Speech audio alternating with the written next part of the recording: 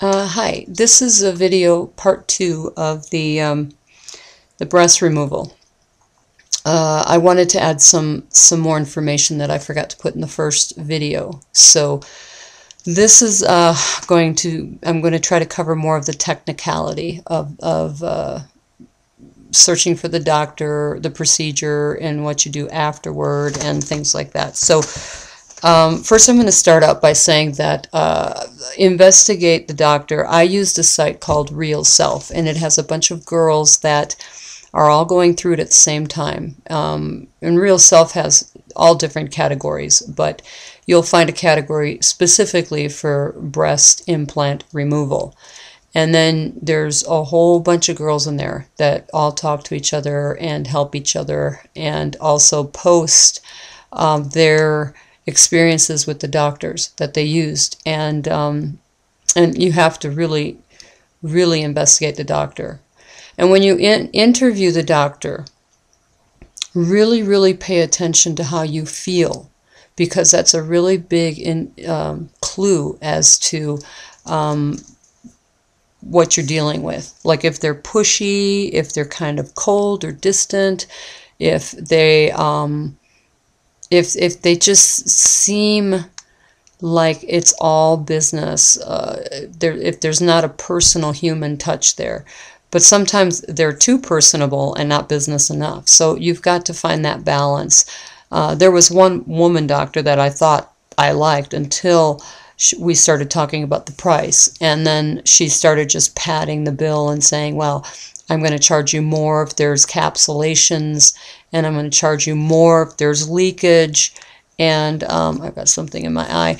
And she just, instead of just one price, like all the other doctors, they were saying, okay, it's just a one price, remove the capsulations, if there's a leakage, we'll clean all that up, and you know, of course it's extra for a breast lift. But this woman just wanted to just keep padding and padding and padding the bill.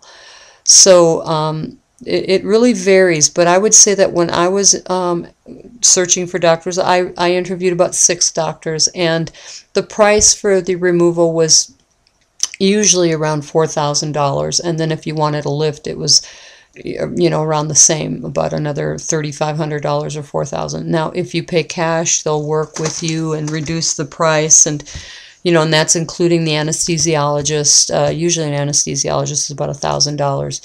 You know, and if you have any heart problems or something, you might have to get an AKG and things like that to make sure that you're in good health. So, all those things.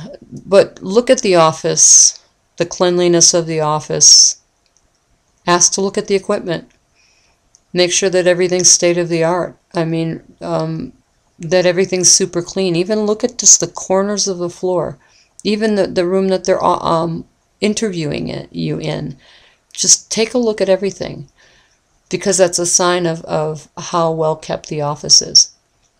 And see how nice the staff is. Ask a bunch of questions. If they're not patient with you, they're not going to be very obliging after the surgery. And there's some people that have problems afterward, and then they can't even get back in the office. So it's a good way to just kind of test the waters. You know, ask as many questions as you can think of. And if the doctor I ended up picking, he was so cute, because he just opened up his schedule and just sat with me, and he didn't care if I asked him 100 questions. I mean, I was his priority, and that's how he treated me when he did my procedure. And I just loved him from beginning to end. He's just a beautiful, beautiful man. So anyway,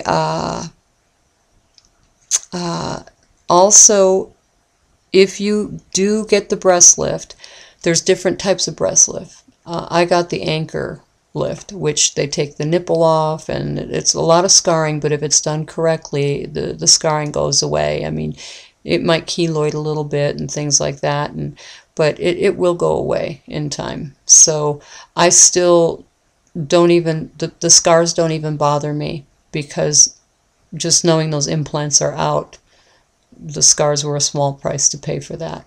Implants are very toxic. If you do the homework and find out how toxic, even if it's saline, the bag is silicone, and that after time starts, you know, affecting your body. And the capsulations, The capsulations are your body's way of saying that there's a foreign object in your body and it's fighting constantly. When you get the breast implants out, you might have drainage tubes, and that's to just help the swelling stay down and everything just drain out.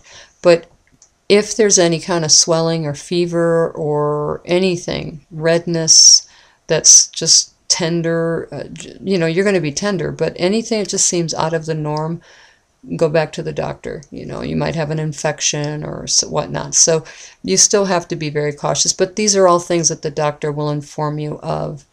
But you go on the site RealSelf and do your homework, because then you're going to see how many other girls, what they went through, and you're going to want to get a really good bra. It's called a compression bra. I got I believe it's called a Marina, and I just love the bra. It just keeps everything real tight to your body, so it helps the healing. And I bought 2 of them.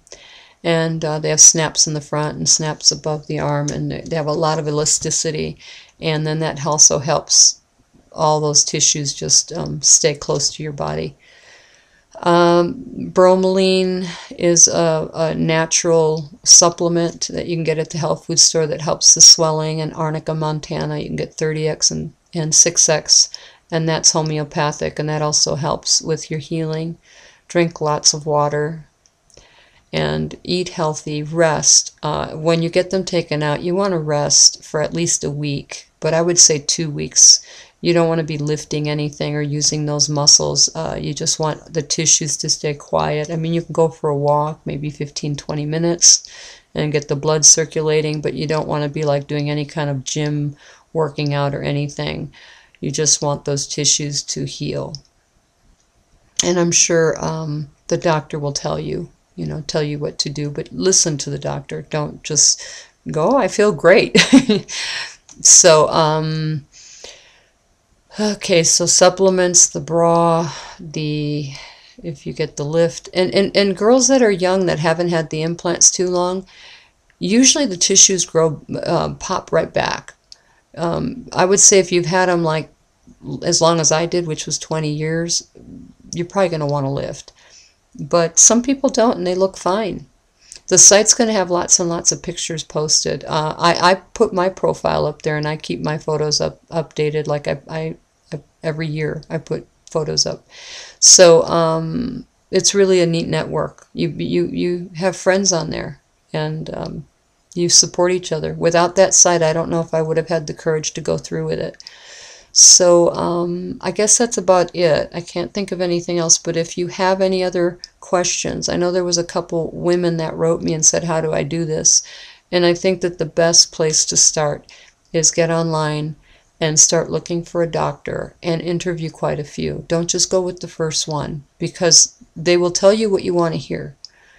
And that's not always the answer. You have to really do your homework so you know the questions to ask.